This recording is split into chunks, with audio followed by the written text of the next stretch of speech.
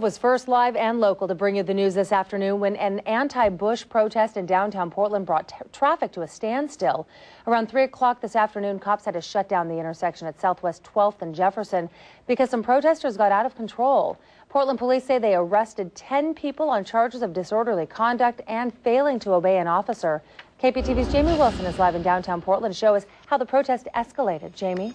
Well, for a good 2 hours today, the rally showed all signs of a peaceful protest. Organizers had permits and support from police. But then cops say a splinter group of about 50 people started pushing their limits, and officers had to take action. And tonight, at least 9 of those people are still downtown here behind bars.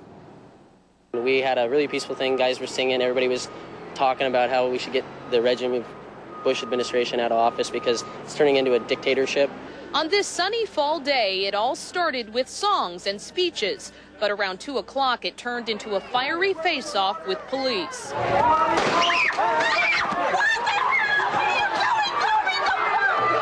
Officers used pepper spray and fired a handful of beanbag rounds into the crowd.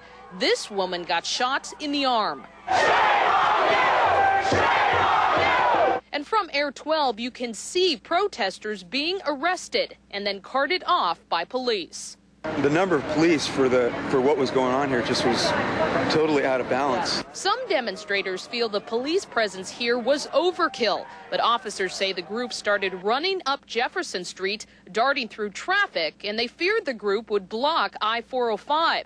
Cops say they had to take action despite any backlash. To answer your question, no, nothing we're going to do is going to be able to keep them happy. Some of them will give us a peace sign, which is cool, and the rest of them, they don't care. Common ground between police and protesters is tough to find out here, but new Assistant Police Chief Lene Berg says that was never the focus. And this is not what rally leaders had in mind. I talked to one of the officers who was on the line, and she remarked that one of the organizers came up to her in near tears and said, "We didn't want this to happen."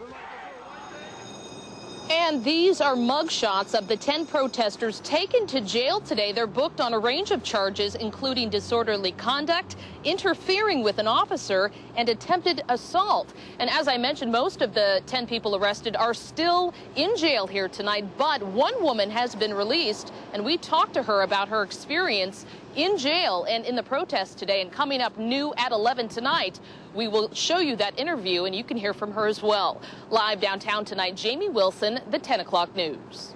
A similar protest in Seattle brought about 150 people to the downtown area. Demonstrators rallied against the president and the Iraq War.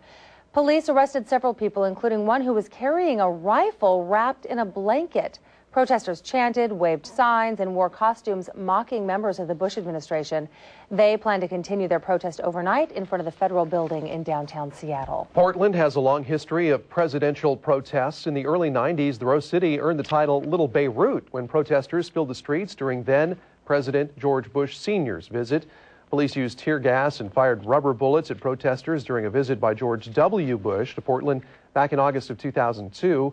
In August of 2003, police in full riot gear greeted Bush protesters, spraying pepper spray when the crowd filled Columbia Park during a fundraising lunch at the U of P.